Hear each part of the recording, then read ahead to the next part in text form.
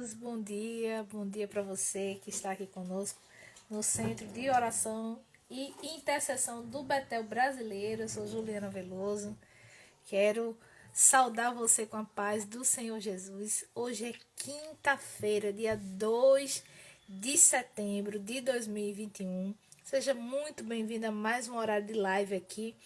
Se você está acompanhando ao longo do dia, você sabe que a cada hora temos um irmão ou uma irmã orando, intercedendo pela vida da igreja, pela sua vida, pelas causas betelinas.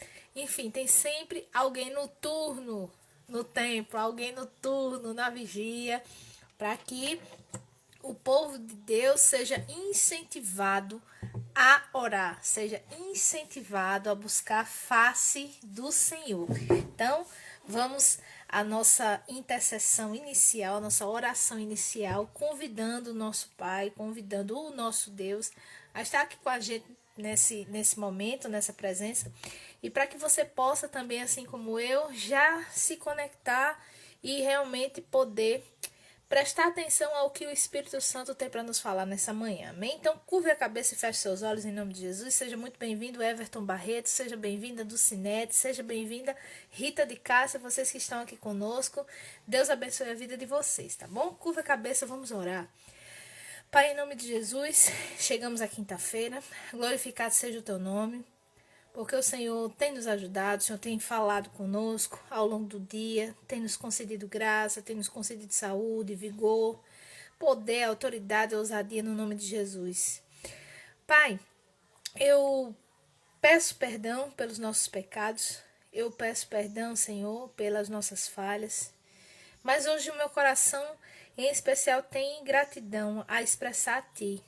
Eu quero Te agradecer, Senhor, pelo descanso ao longo do dia. Eu quero Te agradecer pelo alimento à minha mesa. Quero Te agradecer pela saúde, Senhor. Quero Te agradecer por mimos tão singelos, mas tão importantes, Senhor, de conforto, de proteção, de sabedoria, de cuidado, de carinho da Tua parte para com a minha vida. E eu acredito que para a vida também dos meus irmãos. Eu peço a assistência, Pai, do Teu Espírito Santo, que não seja eu a falar, mas que seja o Teu Espírito Santo a ministrar, que haja, meu Deus, luz, que haja entendimento, que faça sentido as coisas que estarão sendo trazidas aqui. É assim que eu oro e já Te agradeço, em nome de Jesus. Amém? Meus queridos irmãos, hoje a gente vai refletir sobre alguns temas, tá certo? O 7 de setembro está se aproximando aí. Vocês sabem que aqui nós temos orado por isso. Nós já convidamos vocês ontem, na live de ontem, a participar, a acompanhar o 5º Fórum sobre Saúde Mental em uma abordagem cristã. O evento se inicia amanhã, vai até o dia 4, de 2 a 4 de setembro. Participe, é gratuito, vai ser transmitido pelo Instagram do Instituto Bíblico Betel Brasileiro. Você não vai pagar nada por isso, você vai receber ministrações, orientações, vai acompanhar debates que importam à nossa saúde mental, tá certo? Nós somos corpo, alma e espírito. Vimos ontem aqui, tratamos dessa realidade ontem, de como nós temos alguns parâmetros, algumas dicas para poder respeitar e seguir e assim garantir essa paz. Mas a gente sabe que a tentação do mundo, as coisas, né, da sociedade, onde nós estamos inseridos, descompensa a gente de alguma forma. Então é importante a gente refletir sobre essa temática. Fica a dica. Eu convido você a participar juntamente com todos os outros irmãos desse evento maravilhoso, tá certo? Como eu falei para vocês, é gratuito, você não vai pagar nada por isso. O esforço que você vai ter é simplesmente separar um tempo aí dentro da sua rotina para poder acompanhar, tá bom? E hoje a gente vai tratar sobre o nosso encontro pessoal com o Senhor. Um acesso que é vivificado, né? Quando a gente tem esse encontro real com Jesus. E nós vamos também refletir, em virtude dessas manifestações, sobre governo. O que é governo, né? O governo vai muito além das esferas de poder constituídas a respeito, né? Sob a ótica de Deus, o governo ele vai além do poder executivo, do poder legislativo, do poder judiciário. O governo é algo de Deus para as nossas vidas, tá bom? Então, eu quero iniciar a nossa live refletindo um pouco sobre isso, tá certo? O governo e a cidadania, a lei e a ordem.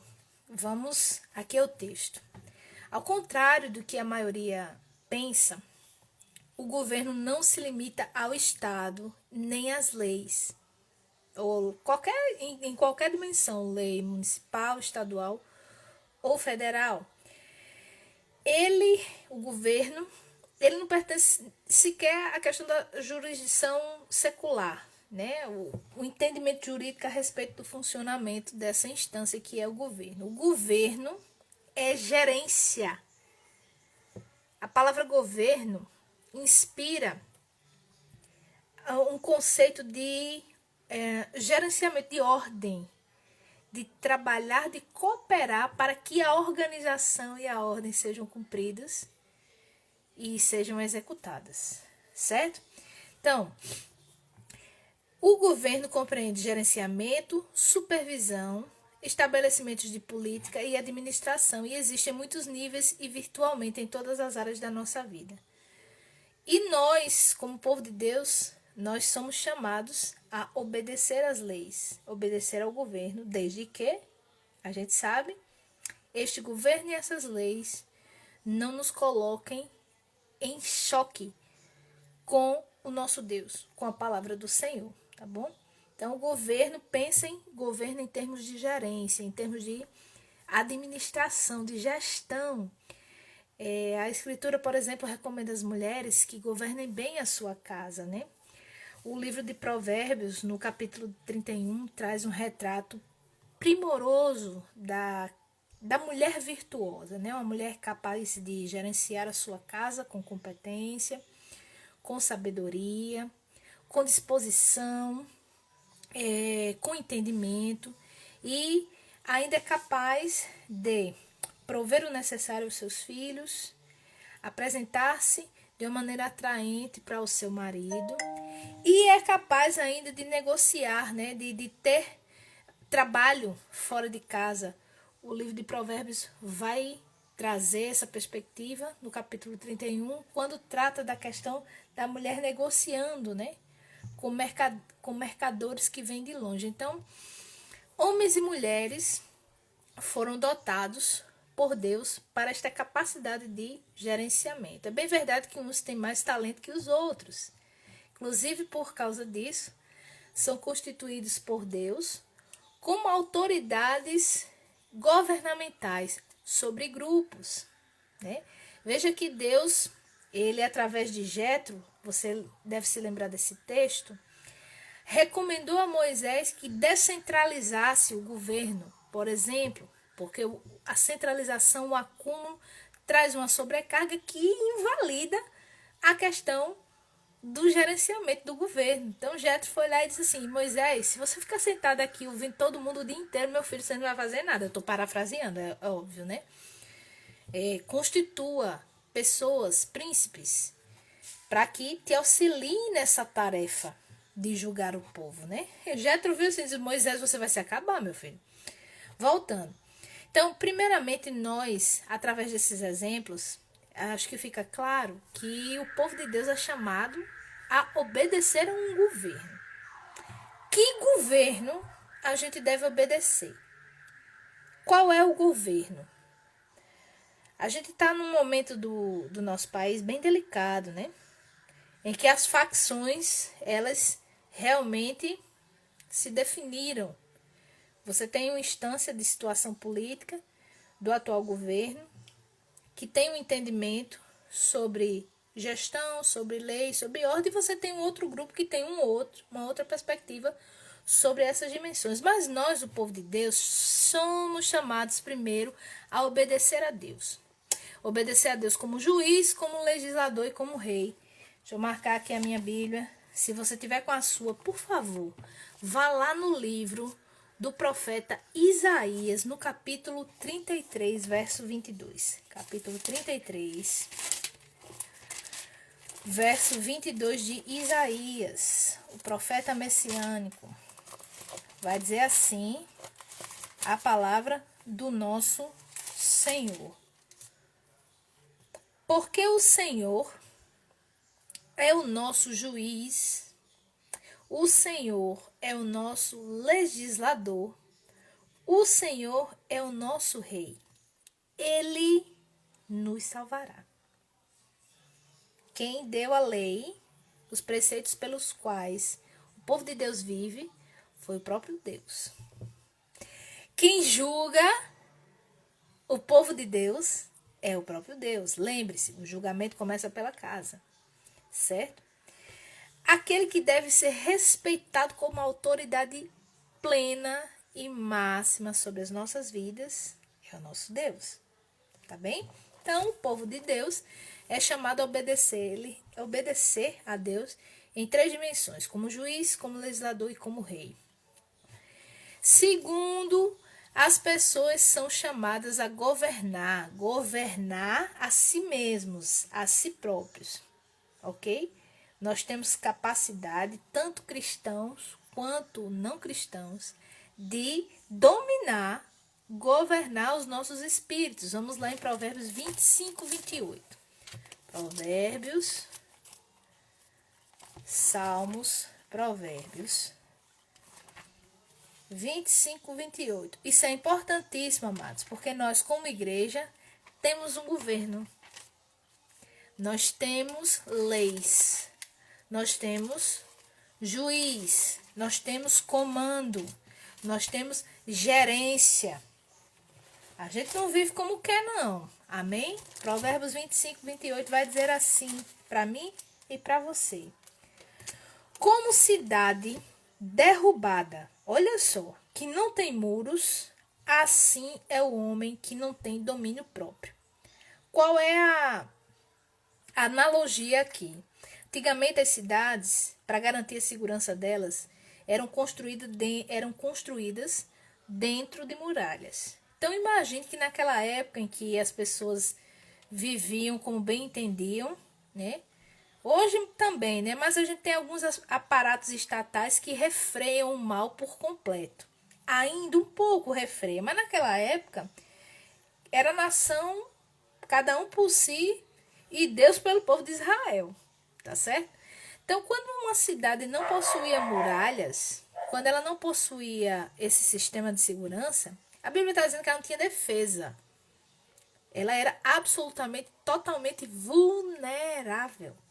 Então, a Bíblia compara ao homem que não tem domínio próprio, ao homem que não segue regras, que não obedece a leis, que não refreia o seu desejo, que não refreia suas inclinações, como uma cidade completamente vulnerável.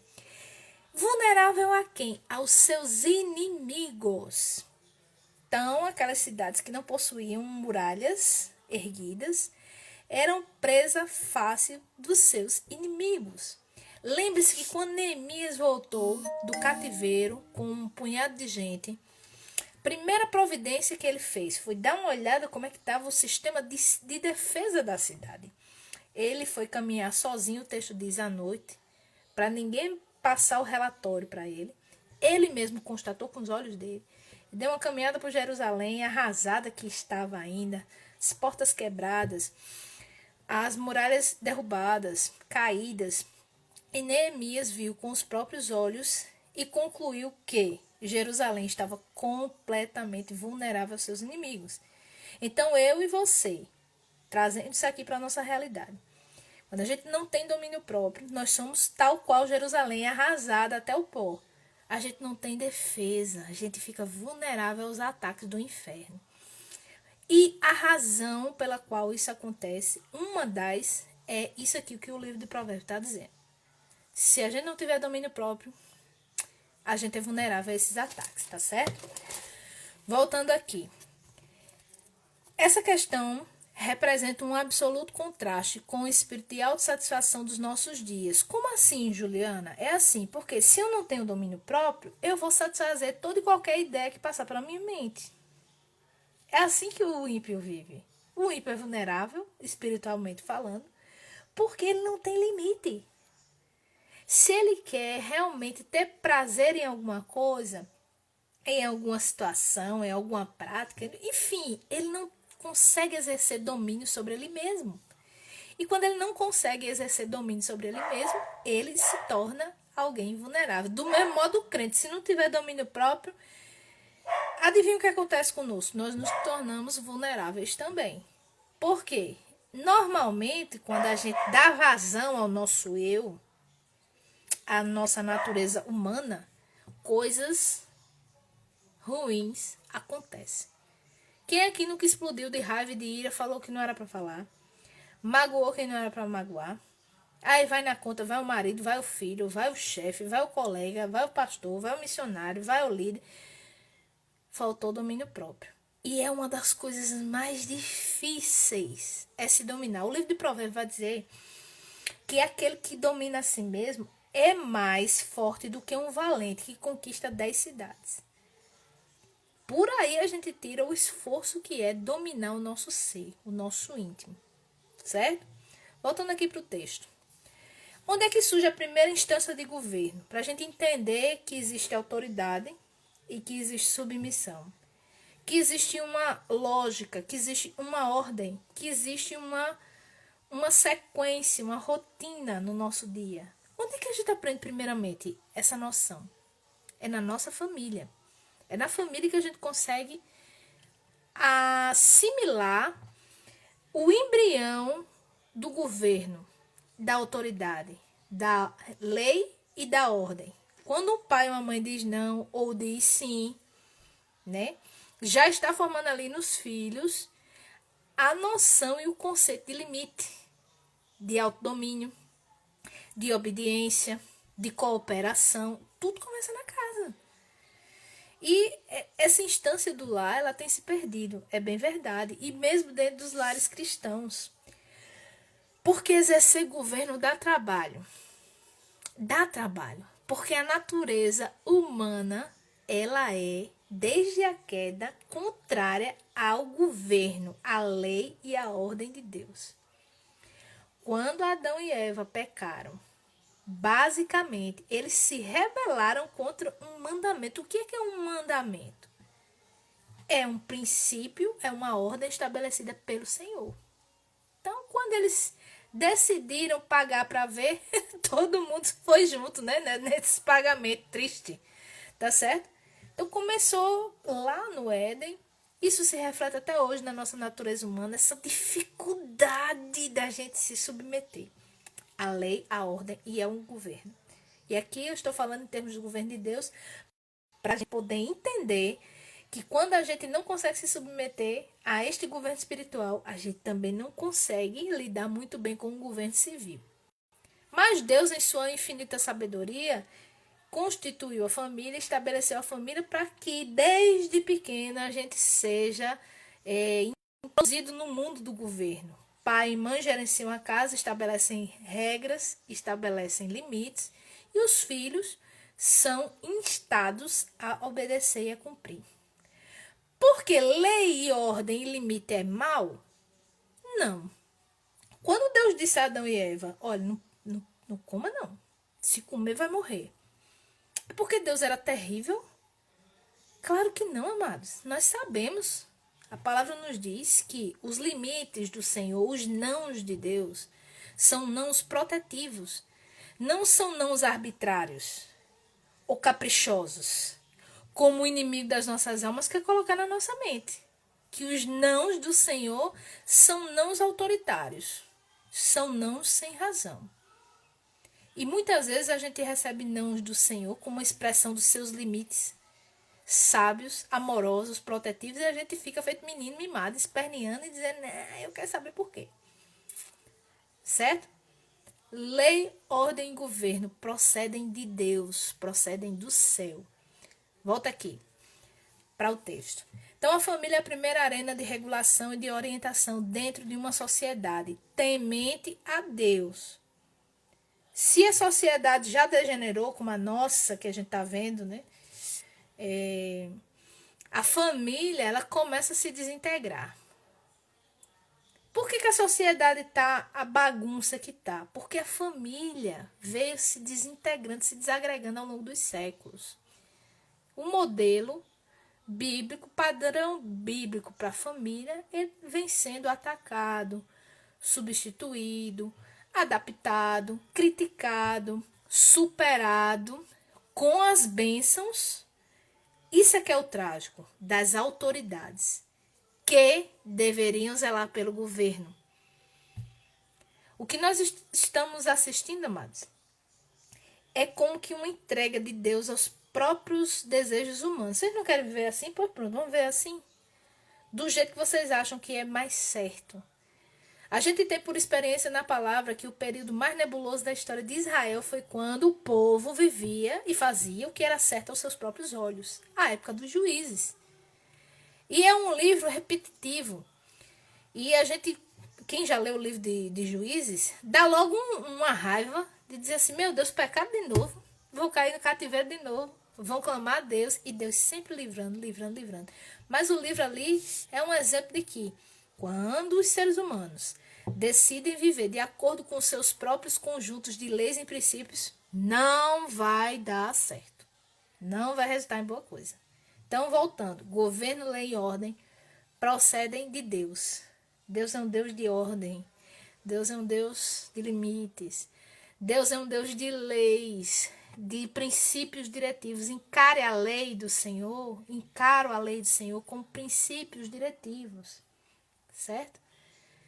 Todos nós sabemos que nós não somos salvos por causa do cumprimento da lei.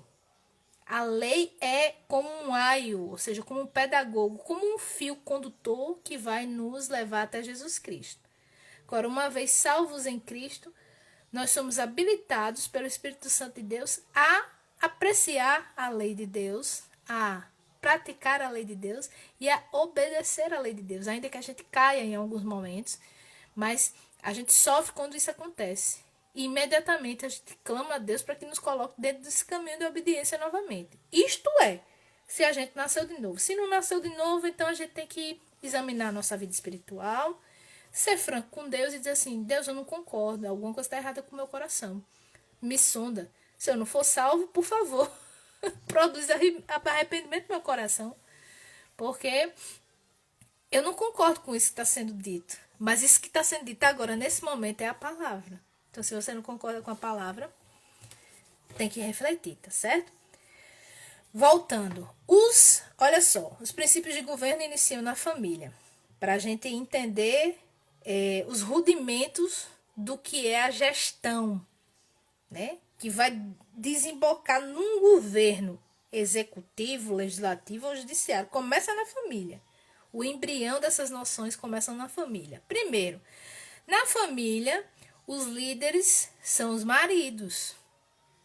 Quem é o cabeça da mulher é o marido, certo? E quando esse marido ele não assume esta responsabilidade, Deus vai cobrar dele, certo? Se eu já pensei a me candidatar a prefeito em uma eleição, Deus me livre, José. Deus me livre, Dulcinete. Deus me livre, minha irmã. Olha, é tanta coisa. Um dia eu converso com você sobre os bastidores da política. Tem que ter unção, viu? Tem que ter unção para atuar como cristão e para o meu político tem que ter unção de Deus específica. Porque para desviar é isso aqui, ó. As pressões são muitas. Voltando. Então, os maridos devem ser os líderes espirituais das suas esposas e também dos seus filhos. Efésios, vamos lá, Efésios 5:23. Efésios é um livro muito conhecido por causa da questão da batalha espiritual, né? E é tão interessante a gente perceber que esses princípios de governo, pode colocar aqui, Everton, Juliano, uma dúvida, pode colocar aqui. Se o Senhor me der a luz, eu te dou a resposta, certo? Efésios 5:23, esses princípios, né, de submissão entre esposa e marido, filhos, esposa e pai, antecedem, presta atenção aqui, antecedem uma posição, uma proteção, né, uma blindagem do céu nas nossas vidas para contra os inimigos, os demônios e o inimigo das nossas almas. Então, não está em acordo com princípios de lei, de ordem, de governo do Senhor. Abre brechas, é isso que eu estou dizendo. Ok? Efésios 5:23 diz assim: porque o marido é o cabeça da mulher, como também Cristo é o cabeça da igreja, sendo esse mesmo o salvador do corpo. Como, porém, a igreja está sujeita a Cristo, assim também as mulheres sejam em tudo submissas ao seu marido. Maridos, amai a vossa mulher, como também Cristo amou a igreja e assim mesmo se entregou por ela. Tá? É fácil amar a mulher nestes termos? Como Cristo amou a igreja? Ei, meu irmão, não, viu? Mas o comando é esse. Amém? 26, o versículo. Para que santificasse a mulher, tendo-o purificado por meio da lavagem de água pela palavra. Para quê? Para apresentar a si mesmo, a Cristo, uma igreja gloriosa, sem mácula, nem ruga, nem coisa semelhante, porém santa e sem defeito. Essa é a atribuição do marido dentro da família. Estamos falando sobre o governo, lei e ordem no seio da família. Assim também, os maridos devem amar a sua mulher como ao seu próprio corpo. Quem ama a esposa, a si mesmo se ama. Por quê? Se a esposa é como o seu corpo, meu irmão, você que é casado, ninguém jamais odiou o próprio corpo. Você odeia o seu corpo, você se maltrata, você maltrata o seu corpo, você deixa de nutrir o seu corpo, você agride o seu corpo, você despreza as necessidades do seu corpo? Não. A sua esposa é seu corpo. Amém? Vamos lá. Porque somos membros do seu corpo. Eis porque deixará o homem a seu pai e a sua mãe e se unirá à sua mulher e se tornarão os dois uma só carne. Amém? Everton está me perguntando aqui. Juliana, se um homem deixa a mulher e filhos, deixou a família, e outro homem assume a família, ele é edificado por Deus naquela família?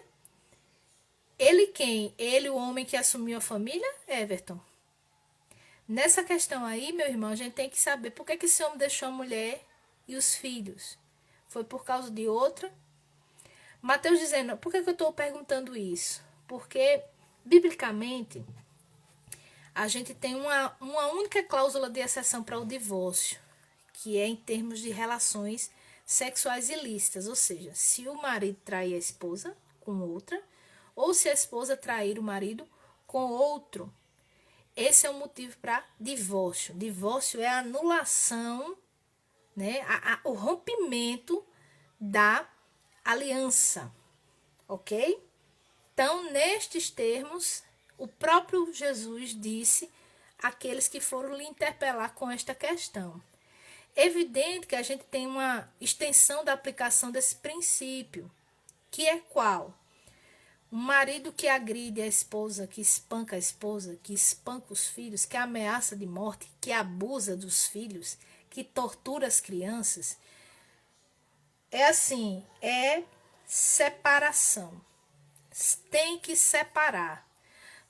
A mulher não deve ficar debaixo do mesmo teto, ainda que, né, o desejo do Senhor seja a restauração, a mudança desse homem, mas é um risco ela ficar debaixo desse mesmo teto, nesta situação de vulnerabilidade, de integridade física e de risco de morte, ela mesma e seus filhos. Ela tem que se afastar. É tanto que Paulo vai dizer lá em 1 Coríntios 7, se eu não me engano, que a mulher, se separar do marido, não venha a casar. Por que ele diz isso? Por que ele coloca em termos de se vier, se reconciliar com o marido? Porque a expectativa do céu é de que aquela família ela não seja destruída. Amém? Agora, o próprio Paulo também vai dizer, se o descrente não consente em habitar, quer dizer, habitar com entendimento com a mulher, então a mulher não está obrigada. Nem também o homem, tá certo? Bom, você está me respondendo agora, né, Everton? Ele é edificado por Deus naquela família. Se aquela família for cristã, com certeza, Everton. Com certeza. Porque se esse pai, né, esse primeiro marido, deixou a mulher em função de um adultério cometido, essa mulher, pela palavra, está livre para casar-se novamente.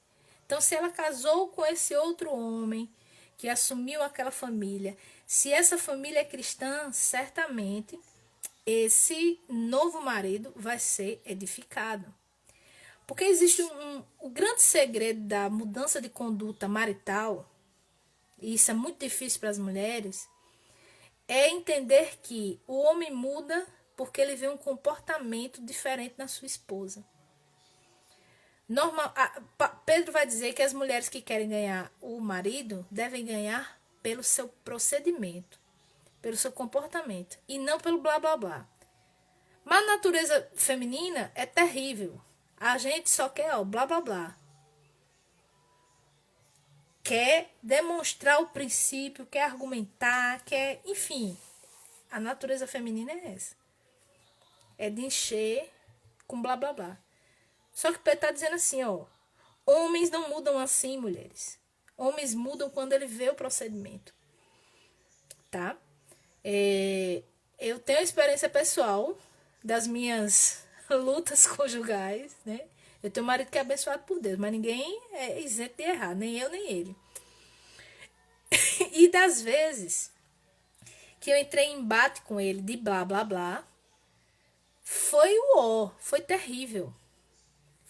Foi muito desgastante, doloroso, certo? E às vezes em que ele me viu praticando aquilo que eu chamava a atenção para ele fazer, aquilo produziu nele um constrangimento íntimo. E ele passou a agir de um modo diferente, tá? Eu não estou dizendo que é fácil. Se fosse fácil, a gente não precisava do auxílio do Espírito Santo, não é verdade? A nossa natureza humana, ela tem determinadas inclinações. A Pedro está dizendo que mulher, deixa de encher o saco do marido, de blá blá blá, muda a sua conduta, ele vai ver. E Deus vai tocar. E Deus vai dizer assim, tá vendo ali? Ela está se comportando de uma maneira totalmente diferente. Totalmente diversa da que você estava esperando. E ali aquele homem vai se quebrantar e vai mudar. Tá certo? Glória a Deus. Digamos que o homem abandone a família. Eu li ontem 1 Coríntios, de 7 a 1, 7. Foi isso que eu disse, certo, Everton? Se o homem que é descrente, ele não quer mais viver com a mulher crente, tchau e bênção. Vá com Deus, como diz Roberta Miranda, entendeu? Mas, se ele consente em habitar com a mulher crente, ele vai ser santificado, ele vai ser edificado.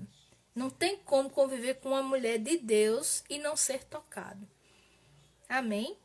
Então, certamente, ele vai entrar em contato com princípios, com ideias e com padrões aos quais ele não teria acesso se não tivesse casado com uma mulher cristã. Tá certo? Voltando aqui para o texto.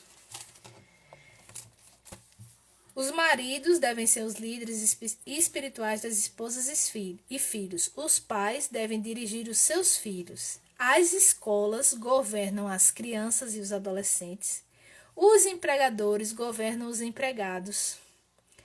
E, por fim, o governo civil existe para impor uma boa conduta entre os cidadãos. Já imaginou se a gente vivesse da célula micro do nosso relacionamento interpessoal, que é a família, até o governo, de acordo com o que a gente acha que é melhor?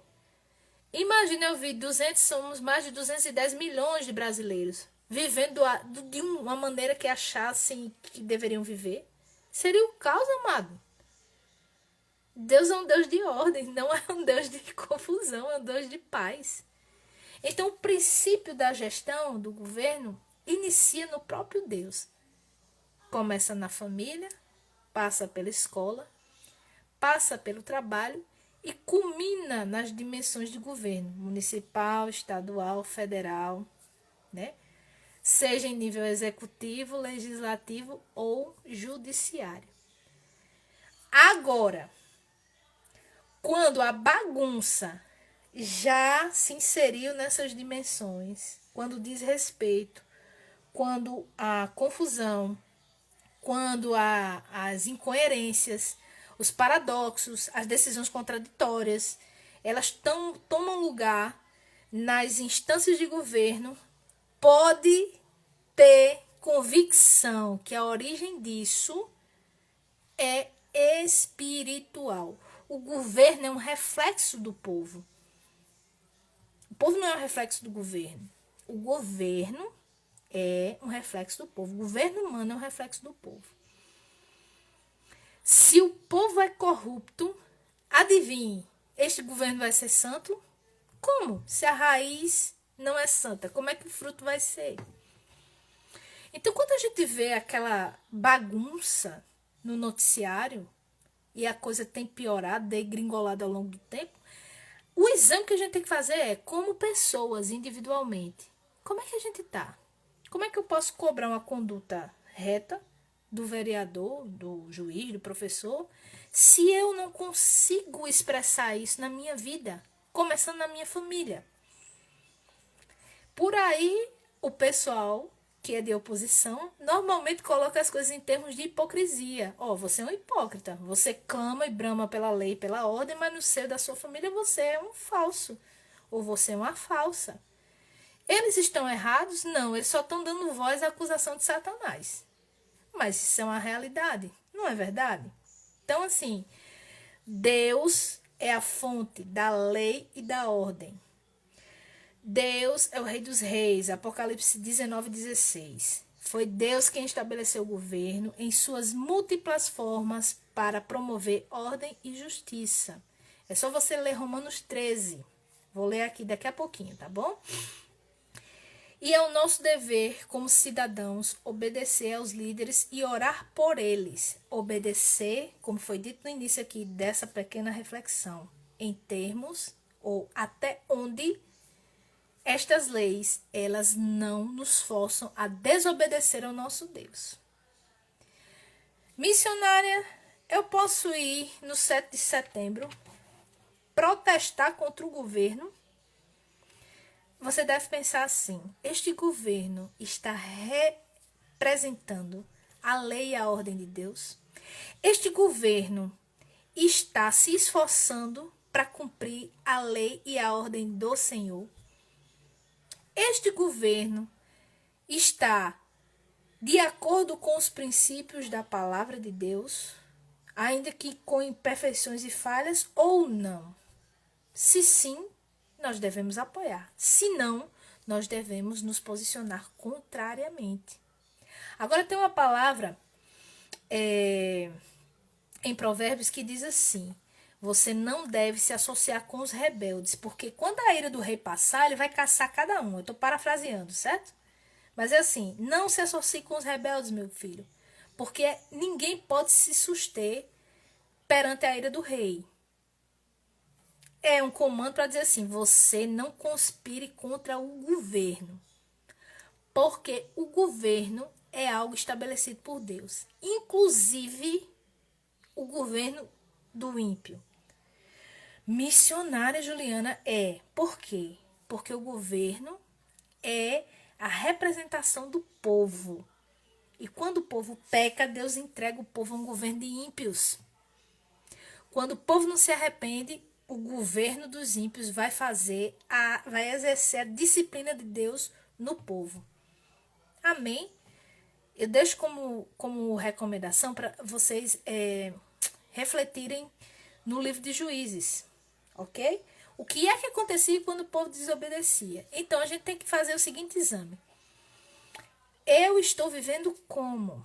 Como cidadão? Será que eu sou paz e amor na igreja, quando eu estou servindo, e no trabalho eu sou o cão chupando manga? Mentiroso, falsário, fraudulento, maledicente. Ei, não adianta de nada aquela santidade dentro da igreja, meu. Não adianta.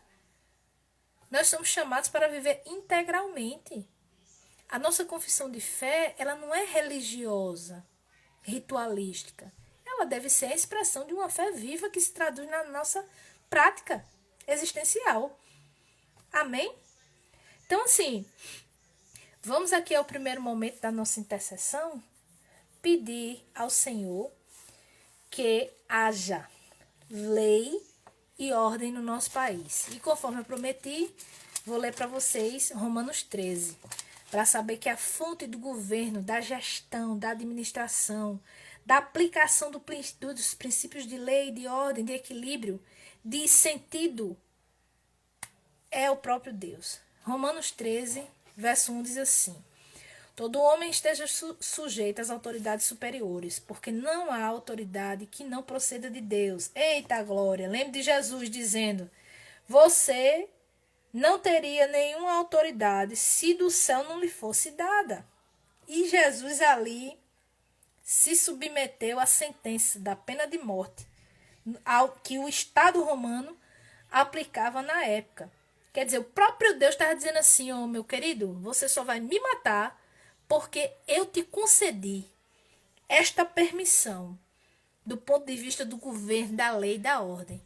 A gente sabe que era para cumprir a profecia, mas ali está um princípio declarado. Jesus não olhou assim e disse: eu vou te matar. Pá, sou eu que mando você. Tchum, eu que coloquei você como autoridade. Não, Jesus se submeteu. Tá certo? Voltando aqui. De modo que aquele que se opõe à autoridade, olha só, resiste à ordenação de Deus.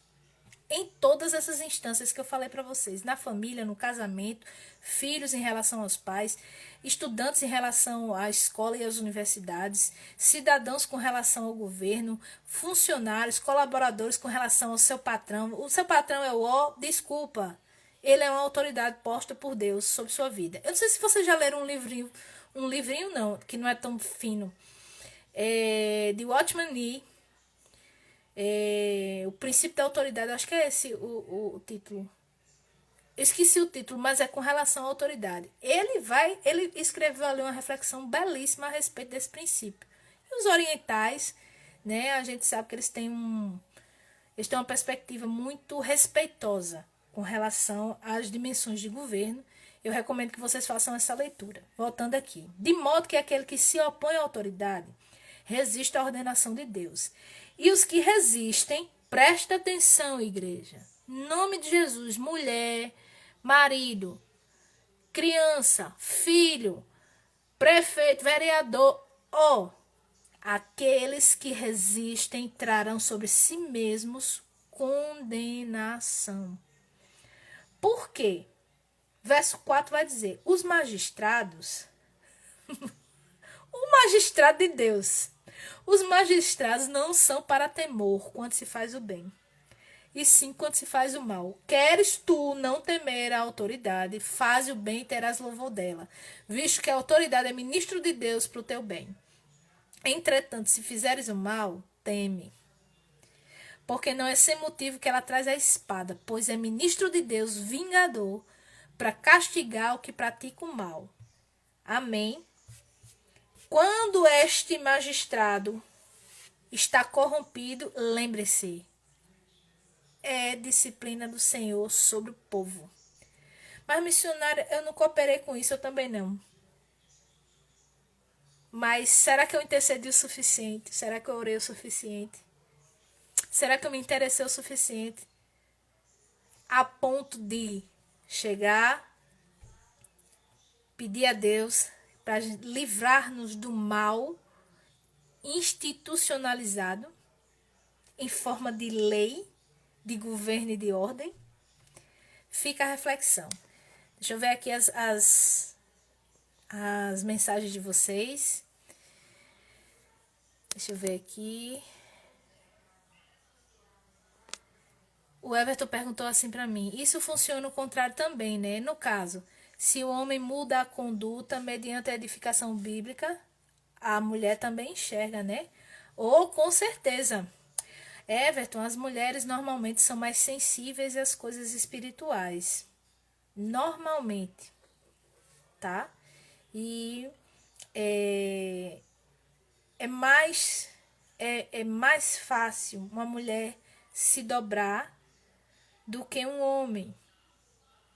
Então, se um homem tem uma conduta bíblica cristã, segura, íntegra, firme, amorosa, honesta.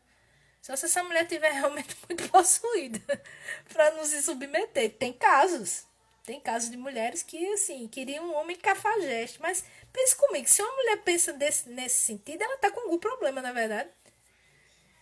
As coisas de Deus só se discernem espiritualmente. Então, se aquela mulher ela não é espiritual, ela vai achar estranha aquela conduta. Porém, Deus vai agir. Ela vendo que o marido, sei lá, o noivo, o namorado age de um modo diferente, ela vai agir. Certo? E esse homem, esse marido, deve orar por ela. Lembre de Efésios. Apresentar a mulher como igreja sem mácula, santa, purificada, lavada pela palavra. Por quê? Porque entre autoridades e subordinados existem princípios espirituais, certo? Quando a gente está dentro dos princípios, o Senhor ouve, atende e responde. Vou lhe dar um testemunho particular meu. Tem coisas em oração que eu orando, eu, Juliana, orando, enfrento muito mais dificuldade. E foi uma das primeiras coisas que o Senhor me ensinou na minha caminhada cristã, porque eu era muito feminista. Ah, amado, se Deus não tivesse me salvado, eu era uma dessas feminazes de hoje, entendeu? E Deus, no início da minha caminhada, me mostrou que o marido, de fato, é o cabeça da mulher. Como o Senhor me mostrou isso? Foi porque eu li e entendi intelectualmente que o princípio era esse? Não foi só isso. O Senhor me permitiu passar por experiências e situações em que eu orava, eu buscava e a coisa não acontecia. Não aconte... Ou então acontecia com muito suor e muita dificuldade. E aí eu pedi para meu marido orar. Certa vez.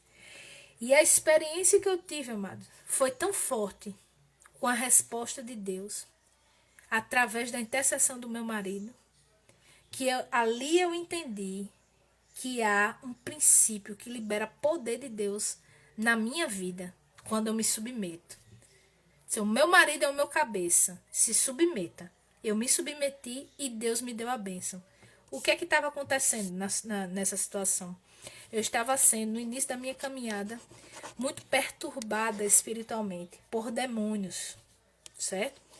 E eu jejuava, eu orava, eu clamava a Deus, aliviava, mas não, aquilo ali não arrefecia de jeito nenhum.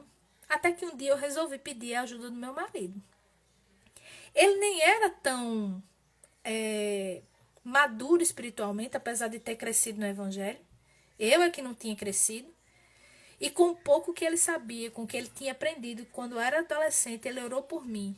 E naquele momento os meus olhos foram abertos e eu entendi que aquela situação que eu estava atravessando era de ordem espiritual. Eu vi o demônio, pronto. É isso que eu quero dizer. Eu vi a manifestação espiritual maligna. E isso aconteceu por conta da intervenção, da intercessão do meu marido. Ele era o meu cabeça. E eu não vinha orando, eu não vinha jejuando, por que eu não vi? Porque Deus queria me ensinar. O seu marido é o seu protetor. A autoridade existe para zelar pela lei e pela ordem, para proteger, para que as coisas andem como devem ser estabelecidas por Deus. E ali, tudo o que eu havia aprendido no mundo secular com relação a submissão, autoridade, autonomia de mulher no casamento, autonomia da mulher, enfim, relação de mulher, homem, né? Tudo ali foi perfeitamente estabelecido pelo céu. Porque eu entendi, passando na prática, que o alívio veio por conta da intervenção do meu marido. Então, eu não tenho problema nenhum com isso, graças a Jesus. Quando a coisa aperta, eu digo logo, por favor, ore por mim. Por favor, se posicione no mundo espiritual. Porque eu preciso da sua proteção, eu preciso da sua intercessão. Missionário, quando o meu marido não ora, aí a Bíblia vai dizer que o seu marido é Jesus. Clame a ele. Coloca esse homem, Senhor, na posição que o Senhor ordenou. Deus, o Senhor está vendo minha luta. fala com o homem, fala com o meu marido. Não entra no embate não, amado. Não entre, querida, não entre. É dar murro em ponta de faca. É doloroso. Não vá por esse caminho não. Agora, se você orar, se você pedir a Deus e mostrar, Pai, na palavra, o Senhor disse que meu marido é meu cabeça. Ele tem que fazer isso, isso e isso. Ele não está fazendo, o Senhor está vendo. Por favor, transforma. Por favor, muda. Por favor, faça alguma coisa. Porque eu nem posso fazer. Porque se eu fizer, eu desobedeço. E se eu não fizer, eu sofro. Meu filho sofre, sei lá, não sei qual é o problema. Mas assim, tem que clamar a quem manda nele. Quem é que manda? Amado, quem é que manda? É Deus. É Jesus. Vai clamar aquele que manda. É por isso que é tão maravilhosa essa questão do governo. Todos estão subordinados e submetidos às autoridades. Os filhos aos pais, a mulher ao marido. O marido tem sobre ele os seus chefes no trabalho, ou a mulher tem os seus chefes, tem que se submeter. E quem é que está acima do teu marido? É Deus. Fala com ele, fala com o Senhor. Senhor, toma a dianteira desse processo, que Deus vai agir. De novo, quando a gente se esquece das coisas e parte para a natureza humana, é triste, é desgastante. Aí teve um dia que eu estava tão cansada, eu disse assim, Senhor, o Senhor está vendo, né? Eu não vou não. Eu não vou mais me desgastar não, vou ficar calada porque eu quero paz. Agora sim. Dá um jeito, Pai. Resolve. Minha gente, é questão assim de um dia para o outro. De resposta assim imediata. Entendeu, minha irmã querida? Então, faz isso. Pede graça a Jesus para fazer assim. Que o resultado é certo. Tá certo? Deixa eu ver aqui. Edicleide Tertuliano está dizendo a paz do Senhor. Eu sou a mãe de Rebeca, eu peço que ore por ela, que está na UTI há 2 meses e 2 dias. Eu creio no milagre e na saúde de Rebeca. Certo, dona Edicleide. Deixa eu lhe dizer que seu genro aqui, ó, está aqui plantão todos os dias intercedendo por Rebeca, viu? Mas a gente vai orar por ela sim, não se preocupe. Juliana, minha sogra acabou de entrar, está pedindo oração por Rebeca. Pronto, acabei de ver aqui, Tom. Dulcinete está dizendo assim, Hoje, manhã com Deus, vou orar pela vida de Rebeca. Glória a Jesus. Pastor Josué Rocha também entrou, está aqui conosco. Tá certo? Deus abençoe aos que oram pela minha Rebeca. Bebel Fonseca está conosco. E a Dulcinete está colocando aqui, vivendo e aprendendo. Até o dia da nossa glorificação, viu, minha irmã? Curva a cabeça, fecha os olhos. Vamos orar, vamos interceder pela Rebeca agora. Senhor, em nome de Jesus, nós estamos aqui chegando, Pai, ao final desta ministração. Eu te apresento a vida de Rebeca, Senhor, que está nesse leito. E como o Senhor sabe, meu Deus, nós temos orado diligentemente por ela. Eu peço que o Senhor a preserve em paz, com saúde e a restaure plenamente. É isso que nós temos pedido e é isso que o Senhor tem operado na vida dela. Tranquilize o coração da sua mãe, tranquilize o coração do seu noivo, Senhor, que haja vitória sobre a saúde dela e de todos aqueles, meu Deus, que estão, assim como ela, lutando pela vida e lutando para serem restaurados. Nós te pedimos essa bênção em especial para a vida dela, em nome de Jesus, e eu te peço, meu Deus, que o Senhor estenda graça sobre graça a todos que estão aqui nessa live, para que a gente possa, Senhor, de maneira leve, viver os teus princípios, obedecer às autoridades, obedecer àqueles que o Senhor constituiu acima de nós como cabeças, de maneira santa, leve, inteligente, amorosa, Senhor. Abençoa a vida e o trabalho dos meus irmãos, de todos que estão aqui representando o Betel brasileiro. Glorifica o teu nome nas nossas vidas e em todas as nossas instâncias, Senhor. Em especial, eu te peço uma bênção sobre a vida da Rebeca e de todos aqueles que, assim como ela, estão se recuperando. Assim seja feito, para a honra e glória do nome de Jesus. Amém? Deus abençoe a vida de vocês, irmãos. Já passamos aqui 6 minutos. Vou entregar agora a live. Fique conosco. Vai iniciar uma outra ministração aqui na sequência, tá certo? Até amanhã, se Deus quiser.